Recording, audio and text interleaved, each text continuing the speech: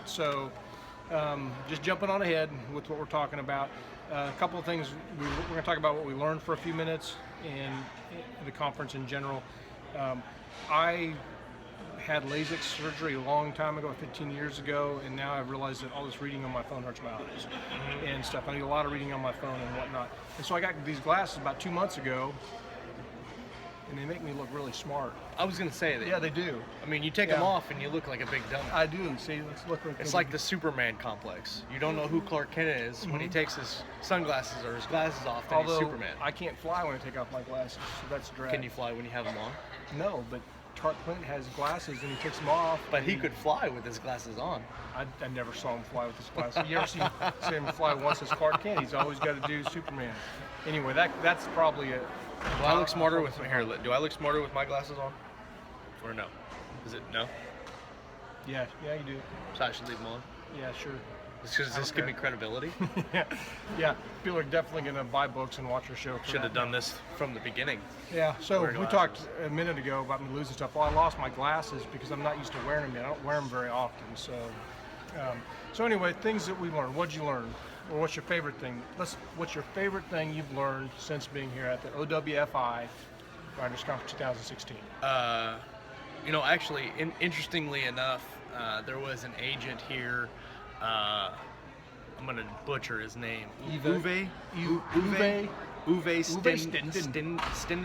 Stender. Stender. Yeah. Stender. He's German, and he was hilarious. He was great.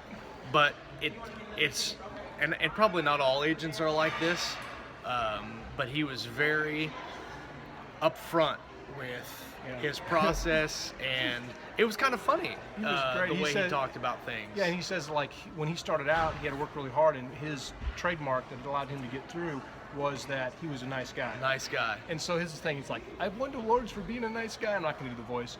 It's a great voice. Yeah, it says, I've won all these awards for being a nice guy. I'm the nice agent. I don't want your story. I don't have time for you. Right. You might be the bestseller, but you're a dime a dozen. I'll find somebody else. No offense. And then he would go on. Yeah. And you're like, that's not really letting me down easy, but thanks. But it was honest. But with him, it was okay. Well, and I heard another author, I don't know if she was talking to you or somebody else, but she said, I don't like when agents are nice because I think that they're just building me up. Yeah, and then don't leave they me say on. Basically, they like my work and they want to get more, and then I send them more, and they're like, no, this is terrible. I don't want it anymore. Yeah, and I could see that. That would, give me some constructive criticism, or something, or move on. Because it's just like Uwe said, is he's got a lot of writers, a lot of stories coming to him. Yep. He doesn't have much time. He's not going to read something that isn't really awesome or doesn't really get his attention. Right. And the same thing with readers you're trying to connect with, or with you as a writer or any business person. If you start spending your time on something that's not getting you some results or moving you towards something, then you should change your approach. You can't just keep doing the same crazy stuff over and over again and making no progress. Well, and I think that's interesting because a lot of the writers here are not full-time writers. Like Stephen James, who was the keynote speaker last night, he's a full-time writer, and he has written several novels and how to write. And you've got that Story Trump structure book. Right. But the majority of people that come to this conference are not full-time writers. Well, and statistically, most people at any time, most writers do not make a full-time living at it. Even before self-publishing and all that, is you have a very much a top tier that makes a lot of money. I saw I haven't read the article yet, on my Facebook feed, and it said, Amazon announces only 40 self-published writers are successful. And then it leads like, well, how do you define success? Right. But by traditional standards, is most people that write, and it's been this way since they started making fiction books, is most people have a job and they write. And if they're lucky enough to just write, they're part of the very high top 1 or 5% or something.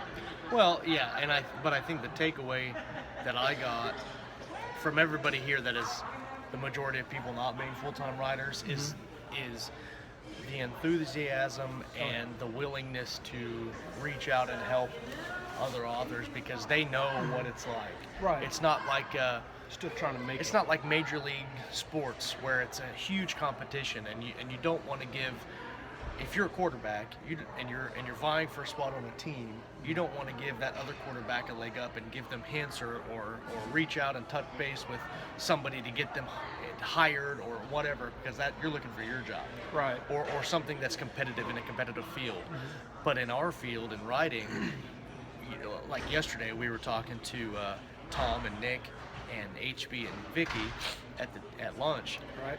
and they said anything that we can do to help you guys, and we want to do. And even HB, when we told HB about our show, he was very enthusiastic about it. He was very excited about it, and he didn't know anything about it, but he wanted to help us make contacts and meet people and get them on the show. Right. And we didn't even ask him to do any of that stuff. He just jumped all over it and Yeah. started, oh, I can do this, I can do this, I can do this. And I think that's amazing that It is. that our profession, if you want to call it that, our chosen line of art is filled with so many people that want to help you instead Right. of saying, no, that's my line, I'm not going to help you do that, and get out of my way because that's what I want to do. Right, and it should make sense, because if somebody buys your book, they can still afford to buy my book. It's not like we're selling Right. $1 million Ferraris. Like, Right. if I buy a Ferrari from you, I'm not going to have money to buy another Ferrari.